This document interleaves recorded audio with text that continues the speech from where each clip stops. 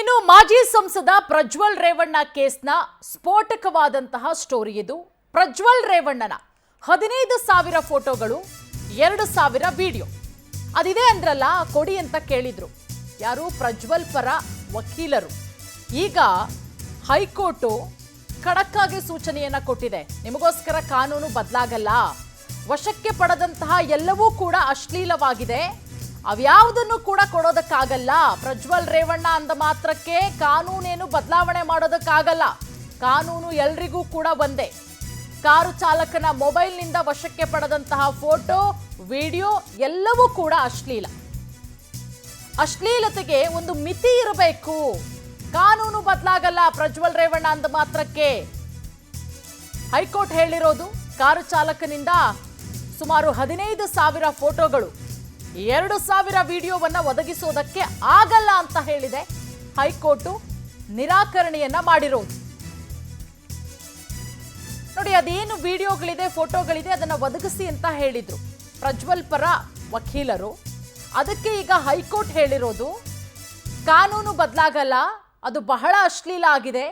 ಏನು 15,000 ಫೋಟೋಗಳು, ಅದರ ಜೊತೆಗೆ 2,000 ವಿಡಿಯೋ ಇದೆಯಲ್ಲ, ಅದು ಬಹಳ ಅಶ್ಲೀಲ ಆಗಿದೆ.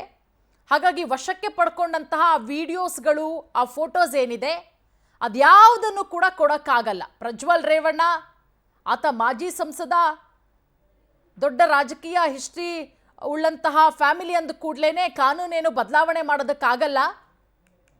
ಅರ್ಜಿಯ ವಿಚಾರಣೆಯ ವೇಳೆ ಹೈಕೋರ್ಟ್ ಅಭಿಪ್ರಾಯಪಟ್ಟಿದೆ, ಕಾರು ಚಾಲಕನ ಮೊಬೈಲ್ನಿಂದ ವಶಕ್ಕೆ ಪಡೆದಂತಹ ವಿಡಿಯೋ ಹಾಗೆ ಫೋಟೋಗಳು.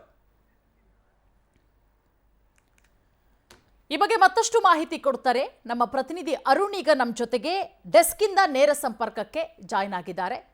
ಅರುಣ್, ಇವತ್ತು ಹೈಕೋರ್ಟ್ ಅಲ್ಲಿ ಏನೆಲ್ಲ ಆಯಿತು? ಯಾಕಂದ್ರೆ ಪ್ರಜ್ವಲ್ ಪರ ವಕೀಲರು ಕೇಳಿದ್ರು ಆ ಫೋಟೋಸು, ಆ ವಿಡಿಯೋಸ್ಗಳನ್ನ ಕೊಡಿ ಅಂತ ಹೇಳಿ. ಅದಕ್ಕೆ ಹೈಕೋರ್ಟ್ನ ಉತ್ತರ ಯಾವ ರೀತಿ ಇತ್ತು ಅಂತ ಹೇಳಿ ಅರುಣ್.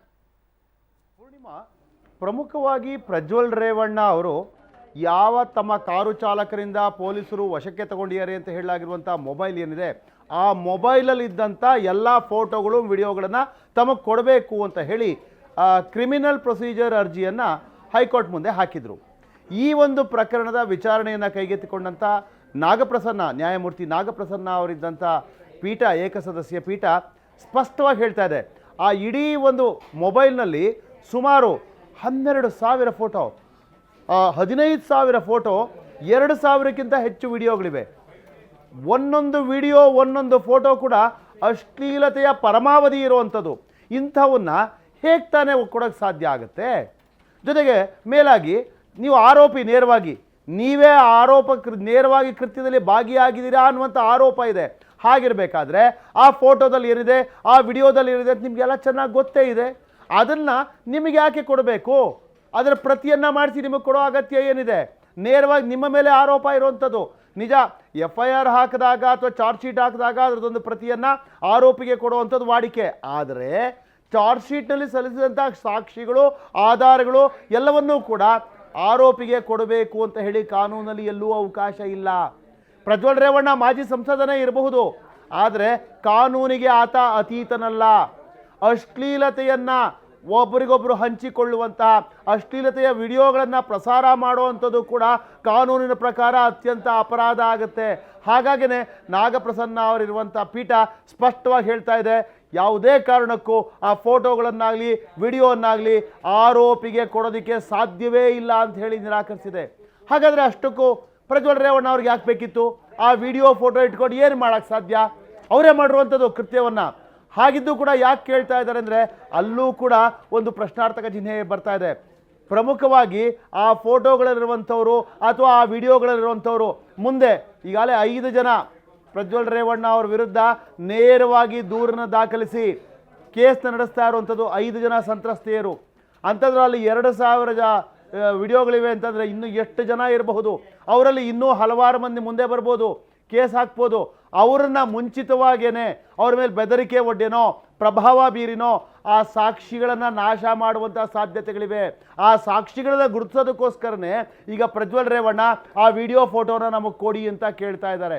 ಇದನ್ನು ಸ್ಪಷ್ಟವಾಗಿ ಹೈಕೋರ್ಟ್ ಗುರುತಿಸಿದೆ. ಯಾವುದೇ ಕಾರಣಕ್ಕೂ ಸಾಕ್ಷಿ ನಾಶ ಆಗಬಾರ್ದು. ಮತ್ತೊಂದು ಕಡೆ ಸಂತ್ರಸ್ತೆಯರು ಯಾರಿದ್ದಾರೆ ಅವರ ಒಂದು ಮಾನಕ್ಕೂ ಕೂಡ ಧಕ್ಕೆ ಆಗಬಾರ್ದು, ಅವ್ರಿಗೂ ಕೂಡ ಅವಮಾನ ಆಗಬಾರ್ದು, ಅವರ ಗೌರವವನ್ನು ಕೂಡ ಕಾಪಾಡಬೇಕಾಗಿರುವಂಥದ್ದು ಕಾನೂನಿನ ಮೊದಲ ಕರ್ತವ್ಯ ಆಗಿದೆ. ಆ ಕರ್ತವ್ಯನೇ ಈಗ ಹೈಕೋರ್ಟ್ ನಿಭಾಯಿಸ್ತಾ ಇರುವಂಥದ್ದು ಪೂರ್ಣಿಮಾ. ಅದ್ರ ಜೊತೆಗೆ ಅರುಣ್, ಈಗ ನಾವು ಕೇಳ್ಪಟ್ಟಿರೋ ಪ್ರಕಾರ ಏನು 15,000 ಫೋಟೋಗಳು, 1,2,000 ವಿಡಿಯೋಗಳಲ್ಲಿ ಎಲ್ಲೂ ಕೂಡ ಪ್ರಜ್ವಲ್ ರೇವಣ್ಣನ ಮುಖ ಇಲ್ಲ ಅನ್ನೋದು.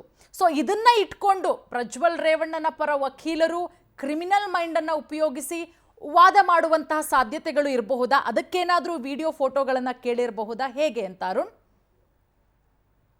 ಇರಬಹುದು. ಎಲ್ಲೂ ಕೂಡ ನಿಜ ಪ್ರಜ್ವಲ್ ರೇವಣ್ಣನ ಮುಖ ಚಹರೆ ನೇರವಾಗಿ ಕಾಣಿಸೋದಿಲ್ಲ ಅನ್ನೋದನ್ನ ವಿಡಿಯೋ ಮೂಲಕ ಗುರುತಿಸುವಂತ ಪ್ರಯತ್ನ ಮಾಡಬಹುದು.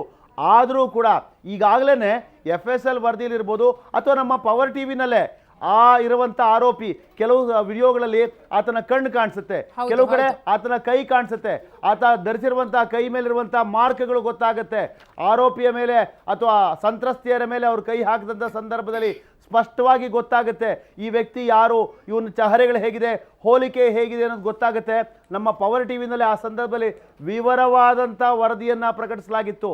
ಇದು ಪ್ರಜ್ವಲ್ ರೇವಣ್ಣನೇ ಇದರಲ್ಲಿ ಭಾಗಿಯಾಗಿರುವಂಥದ್ದು ಅನ್ನೋದನ್ನ ಸಾಬೀತುಪಡಿಸಿ ತೋರಿಸಲಾಗಿತ್ತು. ಇದನ್ನ ಪವರ್ ಟಿವಿ ತೋರಿಸಿದ ನಂತರ ಅದನ್ನ ನ್ಯಾಯಾಲಯ ಕೂಡ ಅತ್ಯಂತ ಪ್ರಮುಖವಾಗಿ ಗಂಭೀರವಾಗಿ ಪರಿಗಣಿಸಿದೆ. ಎರಡನೇದಾಗಿ ನಿಜ ಕೇಳಿದ್ರು ಅಂತ ಕೊಟ್ಟುಬಿಟ್ರೆ ಸಂತ್ರಸ್ತೆಯರ ಗತಿ ಏನಾಗಬೇಕು, ಅವರ ಮರ್ಯಾದೆಯನ್ನ ಕಾಪಾಡಬೇಕಾಗಿರುವಂತ ಕರ್ತವ್ಯ ಕೂಡ ಇದೆ ಅಲ್ವಾ? ಖಂಡಿತ. ಹಾಗಾಗೇನೆ ಸಾಕ್ಷಿನಾಶವೂ ಆಗಬಾರ್ದು, ಸಂತ್ರಸ್ತೆಯರ ಗೌರವಕ್ಕೂ ಕೂಡ ಧಕ್ಕೆ ಬರಬಾರದು ಅನ್ನುವಂಥ ಒಂದು ಗಮನವನ್ನ ಹೈಕೋರ್ಟ್ ಇಲ್ಲಿ ಕೈಗೊಂಡಿರುವಂಥದ್ದು ಮುಖ್ಯ ಆಗ್ತದೆ. ಓಕೆ, ಥ್ಯಾಂಕ್ ಯು ಅರುಣ್ ತಮ್ಮೆಲ್ಲ ಮಾಹಿತಿಗಾಗಿ. ನೋಡಿ, ಒಂದು ಕಡೆ ಪ್ರಜ್ವಲ್ ರೇವಣ್ಣ ಪರ ವಕೀಲರು ಕೇಳಿದ್ರು, ಏನು 2,000 ಫೋಟೋಗಳು ಅಲ್ಲ 15,000 ಫೋಟೋ, 2,000 ಅಲ್ಲ 15,000 ಫೋಟೋ. ನೋಡಿ, ನೀವೀಗ ಗಮನಿಸ್ತಾ ಇದ್ದೀರಲ್ಲ, ಕೆಲವೊಂದಿಷ್ಟು ಮಾರ್ಕ್ ಮಾಡಿ ನಾವು ನಿಮಗೆ ತೋರಿಸ್ತಾ ಇದ್ದೀವಿ. ಇದು ಪ್ರಜ್ವಲ್ ರೇವಣ್ಣಂದೇ ಬೆರಳು, ಇದು ಪ್ರಜ್ವಲ್ ರೇವಣ್ಣಂದೇ ಕೈ, ಪ್ರತಿಯೊಂದನ್ನು ಕೂಡ ಮಾರ್ಕ್ ಮಾಡಿ. ಯಾಕಂದರೆ ಆತನ ಒಂದಷ್ಟು ಫೋಟೋಗಳು ಮತ್ತು ಆ ವಿಡಿಯೋದಲ್ಲಿ ಆ ಫೋಟೋದಲ್ಲಿ ಇದ್ದಂತಹ ಆತನ ಕೈ ಬೆರಳು, ಆ ಕೈಯಲ್ಲಿರುವಂತಹ ಕಲೆ ಅಥವಾ ಮಚ್ಚೆ ಇರ್ಬೋದು, ಮತ್ತು ಕಾಲು ಬೆರಳು, ಅದೆಲ್ಲವನ್ನ ಕೂಡ ಮ್ಯಾಚ್ ಮಾಡಿ ನಾವು ನಿಮಗೆ ತೋರಿಸಿದ್ವಿ ಪವರ್ ಟಿವಿಲಿ ಕಳೆದ ಕೆಲ ತಿಂಗಳುಗಳ ಹಿಂದೆ. ಆ ಒಂದು ಫೋಟೋಗಳನ್ನು ಕೂಡ ನೀವೀಗ ಗಮನಿಸ್ತಾ ಇದ್ದೀರಾ.